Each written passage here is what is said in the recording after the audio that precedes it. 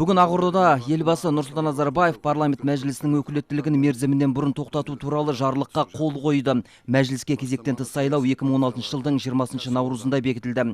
Айта кетейік, 13 қаңтарда Қазақстан Республикасы парламенті мәжілісінің 5 шақырылымдағы депутаттары палатаны мерзімінен бұрын таратуды Қазақстан президентінен сұрады және кезектен тыс сайлау өткізу туралы бастама көтерген болатын. Құрметті қазақстандықтар, мен парламент мәжілісі депутаттарының өкілеттігін мерзімінен бұрын тоқтату және жаңа сайлау тағайындау туралы ұсынысын жан-жақты талдап қарадым. Бұл күндері менің атыма бастамаға қолдау көрсеткен көптеген хаттар мен жедел хаттар түсіп жатыр. Бастаманы саяси партиялар, кәсіподақ, үкіметтік емес ұйымдар, кәсіпорындардың мекемелері мен оқу орындарының еңбек ұжымдары құптады. Оған ардагерлер мен жастардың ұйымдары, бизнестің ғылыми шығармашылық, зиялы қауымның өкілдері, сондай-ақ көптеген жеке азаматтар қолдау көрсетіп отыр. Оны өздеріңіз ақпарат құралдарынан көріп естіп отырсыздар. Менің атыма түскен үндеулерге келтірген барлық дәлел, дәйектемелер маған түсінікті. Ол елдің қамы. Мынандай қиын қыстау заманда бір жыл науқанменен, саяси науқанмен шұғылданбай жұмыс істеуіміз керек. Сегодня наша страна вместе со всем остальным миром вовлечена в сложные, глобальные, как политические, так и экономические процессы. На мое имя поступило обращение депутатов Мажилиса о проведении внеочередных выборов. В связи с этим я сегодня обращаюсь к народу нашей страны.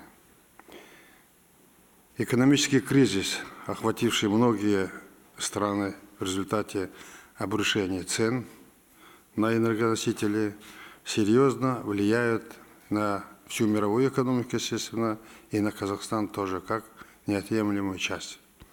Это непростое время ставит перед страной очень сложные задачи и вызовы. Более сложной стала международная обстановка. Растут противоречия между ведущими государствами, усиливается санкционное противостояние среди них.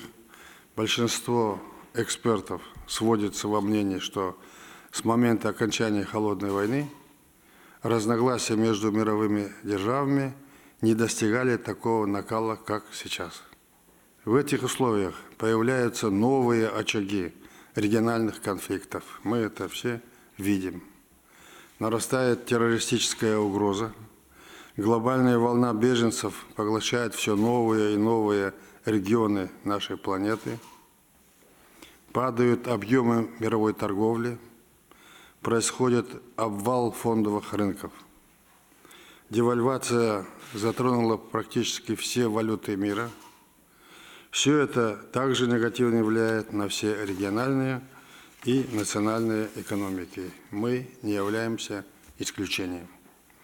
Наступает новая реальность мира, о чем я говорил в недавнем послании народу Казахстана. Это означает, что нам надо научиться жить в условиях низких цен на сырье, то есть наши основные экспортные товары, и активно развивать дальше индустриализацию страны и развивать малый и средний бизнес, выполнять, то есть те программы, которые мы наметили и объявили народу.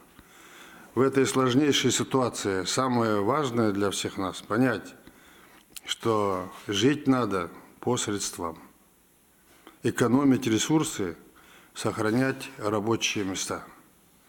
Правительству, парламенту в данной ситуации надо работать совместно, собранно, принимать оперативные меры, которые возникают перед нами почти каждый день. Нашему народу, как всегда, нужно объединиться и давать отпор при необходимости законодательно, если надо будет, любым возможным провокациям в это сложное время. И тем, кто будет пытаться политизировать, искать виновных в ухудшении ситуации. Я еще раз хочу сказать, что это глобальный мировой процесс и кризис, на который ни одна страна, а тем более Казахстан, не мог повлиять. Поэтому всем нам надо сплотиться и помогать друг другу.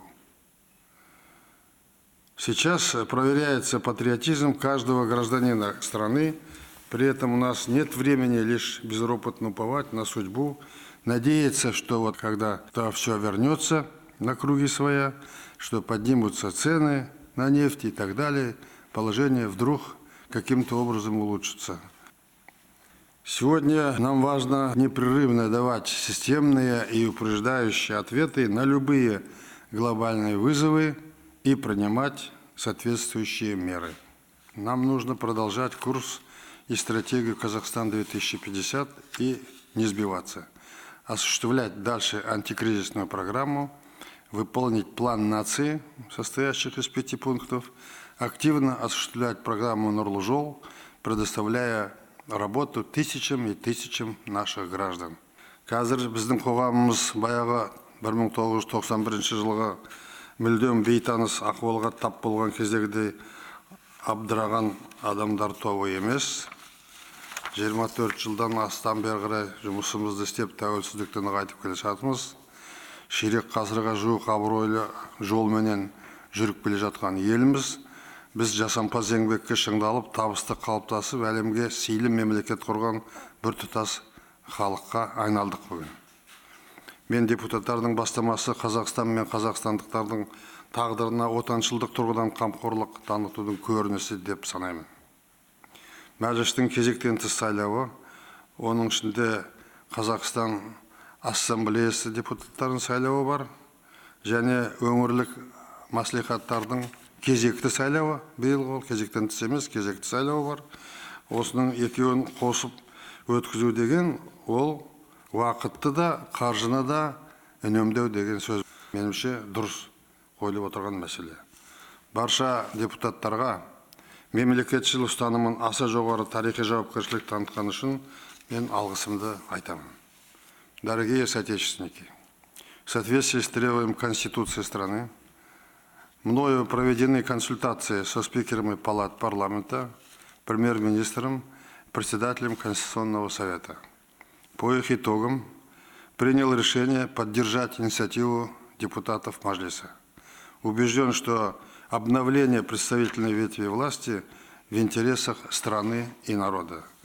Политические партии должны выдвинуть грамотных, деловых, преданных интересам страны кандидатов, которые способны понять задачи сегодняшней повестки дня.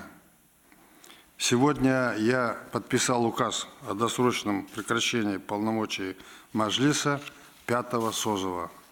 Внеочередные выборы в Маджлис назначены, согласно моему указу, на 20 марта 2016 года. Обращаюсь ко всем казахстанцам, трудовым коллективам, представителям бизнеса, молодежи, ветеранам, всем социальным слоям общества поддержать мое решение, продиктованное временем, необходимостью. Призываю всех активно принять участие в выборах, снова показать нашу сплоченность, единство ради будущего нашей страны. Как гарант Конституции я поручаю Центральной избирательной комиссии, всем уполномоченным государственным органам, которым положено обеспечивать законность, прозрачность, справедливость предстоящих выборов. Уверен, что избирательные кампании и выборы помогут консолидировать нацию на сложнейшем очередном этапе, вывести наш Казахстан на новые рубежи развития. Нурсултан Абишевич, в соответствии с вашим поручением, внутри правительства совместно с вашей администрацией, с акимами областей, с бизнес-сообществом были проведены соответствующие консультации, был проведен Совет по экономической политике для того, чтобы адаптировать все экономические процессы в соответствии с текущей ситуацией. Нурсултан Абишевич, мы уверены, что все ваши поручения для того, чтобы удержать экономическую ситуацию и подготовить план по переходу на новые рельсы, как вы сейчас сказали, будет исполнен. Прокуратура должна следить за тем, чтобы повсеместно соблюдался порядок конституционный, который у нас есть. Прокуратура примет все меры для того, чтобы выборы прошли прозрачно, честно, в строгом соответствии с требованиями Конституции и законов республики.